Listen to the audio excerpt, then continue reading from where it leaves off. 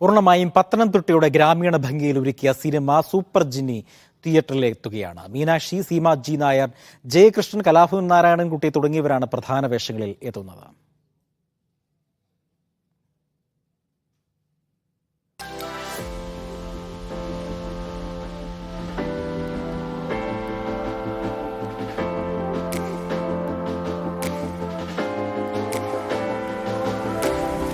സമുദ്രഭംഗി ഒഴിച്ചു നിർത്തിയാൽ ബാക്കി പ്രകൃതി ഭംഗികളെല്ലാം ഒത്തുചേരുന്ന ഇടമാണ് പത്തനംതിട്ട.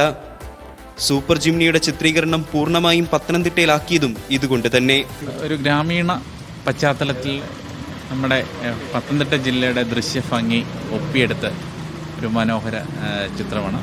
അത്യാവശ്യം നർമ്മം. ശരിക്കും പറഞ്ഞാൽ പത്തനംതിട്ടയുടെ കുട്ടനാട് എന്ന് പറയുന്ന കൊടുമൺ പ്രദേശങ്ങളിലാണ്. ലഹരിക്കെതിരായ സന്ദേശത്തിനൊപ്പം നർമ്മങ്ങളും കൂട്ടിച്ചേർത്താണ് ചിത്രത്തിന്റെ കഥ ഒരുക്കിയിരിക്കുന്നത്.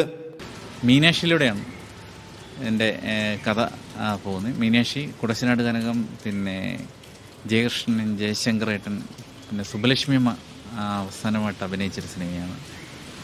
പിന്നെ അങ്ങനെ 10 സീമാജി നായർ, കോബ്ര രാജേഷ്, അങ്ങനെ വലിയ നീണ്ട നിര തന്നെ ഉണ്ട്. ഫിലിം ക്രിട്ടിക്സ് അവാർഡ് ജേതാവായ അനുവിന്റെ രണ്ടാമത്തെ സിനിമയാണ് സൂപ്പർ ജിംനി.